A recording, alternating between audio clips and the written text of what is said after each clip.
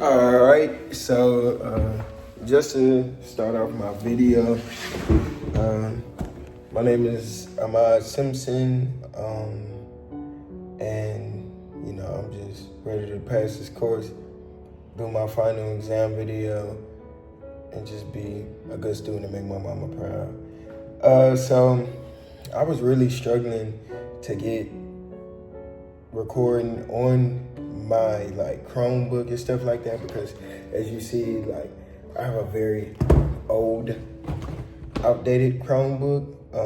So my Chromebook isn't compatible with recording videos and stuff like that. So yeah, so we're just gonna go ahead and start off the project. So of course I was doing alcohol in college students, major public health issue. And again, my presentation is by me. My name is Ahmad Simpson, once again. So again, my introduction slide. Today I will discuss the issue of alcohol use among college students. And did you know over half of college students drink monthly, with many engaging in risky binge drinking? We'll cover that issue in the U.S. and the responses with the laws and different stuff like that, and the global perspective, and why the U.S. Should lead in tackling this problem. Me being a college student, I feel like I can talk a lot about this because I see this with my own lens, my own eyes. So my next slide, what is alcohol? Alcohol is ethanol. It's found in beer, wine, and spirits. It's a depressant affecting the brain function and coordination. Legal drinking age in the U.S. is 21, but many college students drink underage. That's pretty casual too. I feel like a little bit of underage drinking just comes to the accessibility. Being in smaller country towns, you can get away with a lot more. And then say, for instance, some people's parents who leave their alcohol out for, consumption, and then their kids get a hold of it or something like that, if that makes sense. So I feel like alcohol usage can really vary depending on the city, or if you're in the country, different stuff like that. But I would definitely say on a college campus, alcohol is mass usage, because that's what the students use to cope with their pain. But we're going to go ahead and go to the next slide. So the scope of the problem in the U.S. So 53% of college students drink monthly. So that's a part of the NIAAA Association that was founded in 2022. 30% engage in binge drinking. Consequences can often lead to death, injury, academic failure, assault. Approximately 1,800 annual deaths are linked to college drinking. Overall, I believe all these facts are very true, just due to the fact that college students casually drink. They casually drink to go to class. They casually drink to go to student events. They casually drink at football games. They casually drink at basketball games. So realistically, you're drinking a lot. You go from being at home drinking none or not too much to getting to college and drinking 3-4 times a week. So I feel like those numbers are pretty accurate, but we're going to go and go to the next slide. So U.S. laws and regulations. So the National Minimum Drinking Age Act of 1984, which was set at 21. Federal, state, and campus rules regulate alcohol use. Underage drinking remains common despite laws. Political debates on harm reduction and enforcement are in play. I feel like 21 is the right age to start drinking, just due to over your frontal lobe is a little bit more developed, and you're at the age of where you know what you want and what you can do, and if you want to smoke nicotine, if you want to drink alcohol, different things of that nature. So I feel like the age should still stay at 21. I know some people be like, oh, we should raise the age, but it's what, you gonna wait till somebody's 26 to drink?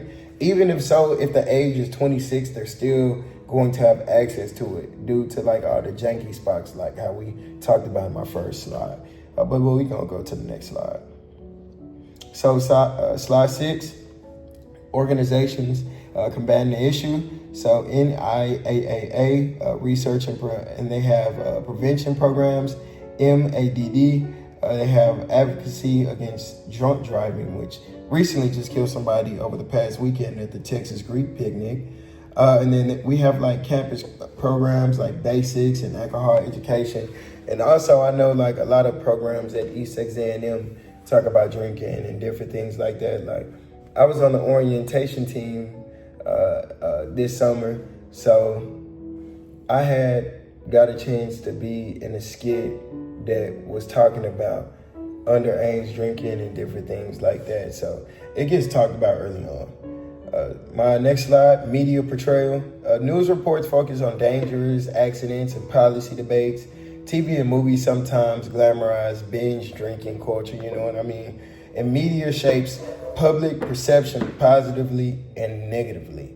You know, sometimes they just make drinking like such an open thing, you know. Now you have cut waters and easy margaritas and daiquiri shops all over the place. So, and it's on social media and it look good because I mean you see it on TikTok and stuff like that. So when you see it, I mean you just automatically gonna want to do it. So it doesn't help with social media. And then with movies, they make it seem like it's fun or it's okay. So to kids who are watching these shows and these movies with no parental guidance, I mean, they see things like this, these drunk driving, these sexual acts, and it's exposing them young, especially with TikTok. But we're going to get back to the slideshow because that's a whole different conversation. So slide 9, international influence on U.S. Different drinking ages and cultural norms affect U.S. policy debates. U.S. prevention research influences global approaches. Bidirectional exchange of strategies and ideas. So overall, different drinking ages and the cultural norms just depend on your family on what they accept. Should the U.S. lead? I say yes due to the large college population and resources. Leadership can reduce harm domestically and worldwide, and sharing research and effective policies benefits all just to overall help the overall problem at hand. So my conclusion, alcohol use among college students is serious and an ongoing issue. Laws, education, and prevention efforts are critical. Global cooperation and leadership improve outcomes. And that's really all I have to say, you know what I mean? Like, drinking is everywhere in a college town. It's going to be there. You know it's going to be there. Drugs, alcohol, sex, everything like that. But you just have to have the mindset of, I'm bigger than this. I'm here to graduate. I'm here to keep my head on straight. And I'm here to make my family and my parents proud because school is not cheap. So overall, my advice to all students would just be do the right thing, have integrity, because at the end of the day, anything can happen. But people are young and we're never going to listen. And sometimes it may be the death of us. So if you have any questions, any suggestions or anything like that, I hope my video was not too much. I'm sorry, like my brain just be running everywhere at one time. So I'm sorry for just spilling everything on you, but thank you for an amazing class. And lastly, my references would be the National Institute of Alcohol Abuse and Alcoholism, and then Mothers Against Drunk Driving, and then that's MAD, what I mentioned earlier, MADD, and then National Minimum Drinking Age Act of 23, the Act 158, which happened in 1984. So yeah, thank you so much for an amazing class. I always sending reminders. Even though I was going through all these things with this semester, you still have my back. So you're the best. Thank you so much.